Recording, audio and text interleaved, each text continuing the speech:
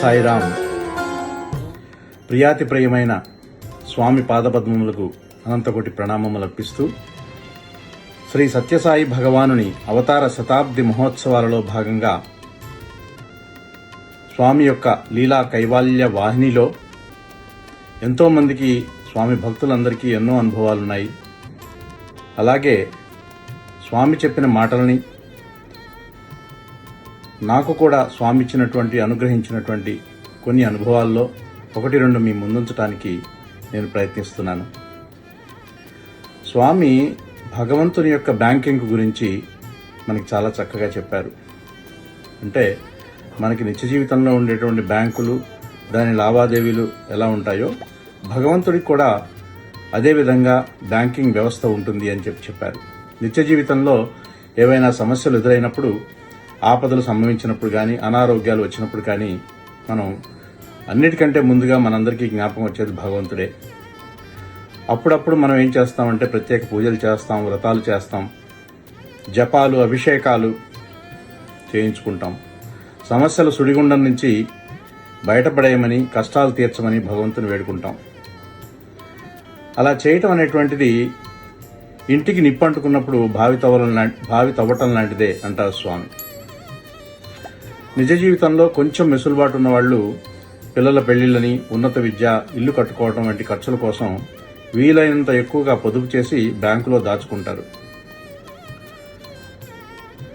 అవసరమైనప్పుడు ఆ డబ్బును తీసి వాడుకుంటారు. కానీ అసలు డిపాజిటే లేకుంటే, ముందు ఫ్యూచర్లో వచ్చేటువంటి ఖర్చుల గురించి ఆలోచనే లేకపోతే, అసలు పొదుపే చేయకపోతే ఎలా అని చెప్తూ స్వామి అలాంటి పరిస్థితుల్లో బ్యాంక్ మేనేజరు మన చుట్టమైనా కూడా మనకి బ్యాంకులోంచి తీసి మన అకౌంట్లో ఏ విధమైనటువంటి జమ చేయడం అలా కుదరదు. ఆధ్యాత్మిక సాధన కూడా ఇలాగే ఉంటుంది అని చెప్పి అంటారు స్వామి. అందులో భగవద్ అనుగ్రహం అనేటువంటి ప్రసారాన్ని మన బ్యాంకింగ్ వ్యవస్థతో పోలుస్తారు స్వామి.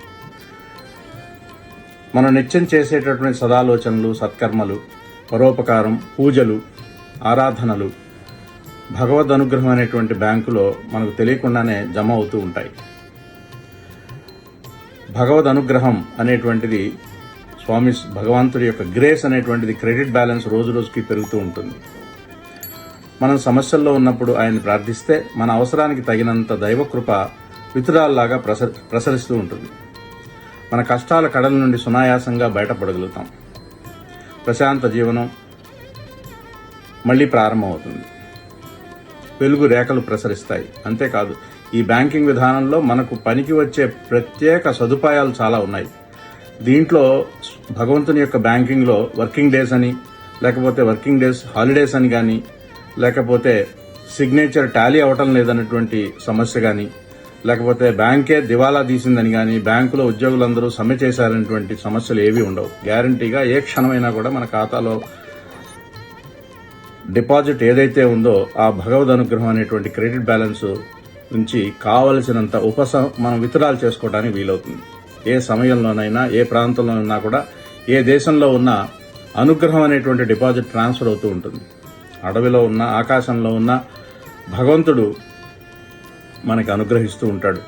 ఆపదలో చిక్కుకుని బంధుమిత్రులు, సిరి సంపదలు, అధికారం, మంది మార్బలం మనకు సహాయం అందించలేనటువంటి నిస్సహాయ స్థితిలో ఉన్నప్పుడు, కనీసం భగవంతుని యొక్క ప్రార్థించలేనటువంటి స్థితిలో ఉన్నా కూడా, భగవంతుని మనం ఏ విధమైన ప్రార్థన చేయలేనటువంటి పరిస్థితిలో ఉన్నప్పుడు కూడా స్వామిని మనం omni present, omni potent and omniscient అని నమ్ముతాం.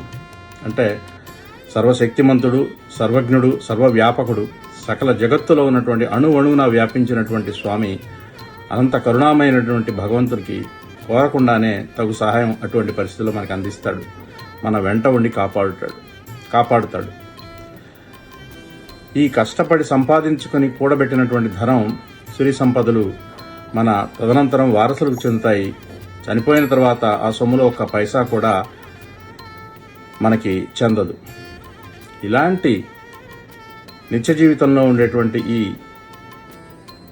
ఏదైతే సంపదలు మనం సంపాదిస్తామో వాటి వల్ల ఏ విధంగా కూడా మనకు ఉపయోగం లేదు అని చెప్పి స్వామి చెప్తూ, ఈ భగవంతుని బ్యాంకింగ్లో ఇప్పుడు క్రెడిట్ బ్యాలెన్స్ ఉండేటట్టుగా చూసుకోండి అని చెప్తూ ఉండేవారు. దీనికి కోవ చెందినదే నాకు ఒక అనుభవం ఉంది. నేను పుట్టపర్తిలో చదువుకునేటప్పుడు స్టూడెంట్గా ఉన్నప్పుడు ప్రతి నెల కూడా మా పేరెంట్స్ నాకు మనీ ఆర్డర్ చేస్తూ ఉండేవారు. అలా ఒక సంవత్సరం 2 సంవత్సరాలు గడిచిన తర్వాత నాకు ఎవ్రీ మంత్ వచ్చేటటువంటి మనీ ఆర్డర్ రాకపోవడంతో ఒక వారం రోజులు 10 రోజులు రోజు వెయిట్ చేస్తూ ఉండేవాడిని. చాలా ఇబ్బంది పడుతూ ఉండేవాడిని. అప్పట్లో ఉన్న ఖర్చులు తక్కువే, వచ్చే మనీ ఆర్డర్ కూడా చాలా తక్కువగా ఉండేది. కానీ అది రాకపోతే ఏదో రకమైనటువంటి ఇన్కన్వీనియన్స్గా ఉండేది. అటువంటి పరిస్థితుల్లో రోజు ఆ పోస్ట్ మ్యాన్ రోజు అడుగుతుండేవాడిని హాస్టల్లో మనీ ఆర్డర్ వచ్చిందా అని. అట్లాంటి అతను రోజు చెప్తూ ఉండేవాడు, రాలేదు బాబు నీకు మనీ ఆర్డర్ అని. ఇలాంటి పరిస్థితుల్లో స్వామి ఒకరోజు దర్శనానికి వెళ్ళినప్పుడు, దర్శనంలో ఉన్నప్పుడు దగ్గరికి వచ్చినప్పుడు లేచి నిలబడ్డాను లెటర్ ఇవ్వడానికి స్వామికి. అప్పుడు దగ్గరికి వచ్చి, స్వామి మనీ ఆర్డర్ రాలేదురా అన్నారు స్వామి. నాకు ఒక్కసారి ఒళ్ళు జలధరించింది. స్వామికి ఎలా తెలుసు నేను ఈ మనీ ఆర్డర్ కోసం ఇన్ని రోజుల నుంచి వెయిట్ చేస్తున్నానని చెప్పి నెక్స్ట్ డే మార్నింగ్ ఇంటర్వ్యూకి రమ్మన్నారు. ఇంటర్వ్యూ రూమ్లో పిలిచి అంతా మాట్లాడిన తర్వాత, అందరు డివోటీస్ అందరితో, వేరే వాళ్ళందరితో కూడా మాట్లాడిన తర్వాత నన్ను కూడా లోపలికి పిలిచి, ఇబ్బంది పడుతున్నావా నువ్వు, అమ్మ వాళ్ళు పేరెంట్స్ నీకు మనీ ఆర్డర్ పంపించలేదని ఇబ్బంది పడుతున్నావా అని చెప్పి వెంటనే అక్కడికక్కడే స్వామి సృష్టించి ఒక 100 రూపాయల నోట్లు 5 అంటే 100 రూపీస్ నోట్స్ 5 నంబర్స్ స్వామి సృష్టించి అప్పటికప్పుడు నా చేతిలో పెట్టి, నీకు ఎప్పుడైనా డబ్బుతో ఇబ్బంది అయినప్పుడు ఇవి వాడుకో అని చెప్పి నా చేతిలో పెట్టి, స్వామే మళ్ళీ నా షర్ట్ జేబులో కూడా పెట్టి, ఎవరికి దీని విషయం చెప్పద్దు అని చెప్పి చాలా గట్టిగా చెప్పి ఆశీర్వదించి పాద నమస్కారం చేసుకోమన్నారు. కానీ ఆ రోజు స్వామి నాకు ఏదైతే అనుగ్రహించారో అటువంటి ఆ అనుగ్రహం వల్ల, ఇంతవరకు కూడా స్వామి యొక్క అనుగ్రహం వల్ల ఇప్పటి వరకు ఆ 500 రూపాయలు నేను ఎప్పుడు వాడుకోవటానికి నాకు అవసరం రాలేదు. స్వామి అనుగ్రహం వల్ల ఎప్పుడూ కూడా ఏ ఇబ్బందులు లేకుండా నేను జీవించగలుగుతున్నాను. సో ఆ 500 రూపాయల నోట్లని ఫ్రేమ్ కట్టించి నాకు పూజ రూమ్లో కూడా నేను పెట్టించుకొని రోజు స్వామి ప్రత్యక్షంగా నాకు దర్శనమిస్తున్నట్టుగా భావనతో రోజు పూజలో నేను దాన్ని తాకుతూ స్వామి నాకు ఇచ్చినటువంటి పరమ పవిత్రమైనటువంటి అనుగ్రహంగా భావిస్తూ నేను ఇప్పటికీ కూడా ఎంతో ఆనందపడుతూ ఉంటాను. స్వామి నాతో మాట్లాడుతున్నట్టుగానే ఫీల్ అవుతూ ఉంటాను. ఇలాంటి స్వామికి మనం మన జీవితంలో ఎంతో రుణపడి ఉంటాము. స్వామి యొక్క దర్శన స్పర్శన సంభాషణలు మనకి స్వామి అనుగ్రహించారు కాబట్టి, స్వామి యొక్క అవతారంలో మనందరం కూడా స్వామిని దర్శించుకున్నాం. ఇంత అరుదైనటువంటి భాగ్యాన్ని మనందరికీ అందించినటువంటి సత్యసాయి భగవానుని ఈ శత జయంతి ఉత్సవాల్లో భాగంగా మనందరం వీలైనంత ఎక్కువగా సేవా కార్యక్రమాల్లో పాల్గొనాలని, స్వామి యొక్క అనుగ్రహానికి పాత్రలు అవ్వాలని కూడా కోరుకుంటూ, జై సాయిరామ్. ఈ అవకాశం ఇచ్చినటువంటి సత్యసాయి మహిమ ఆర్గనైజర్స్ అందరికీ కూడా ధన్యవాదాలు. Thank you. సాయిరామ్.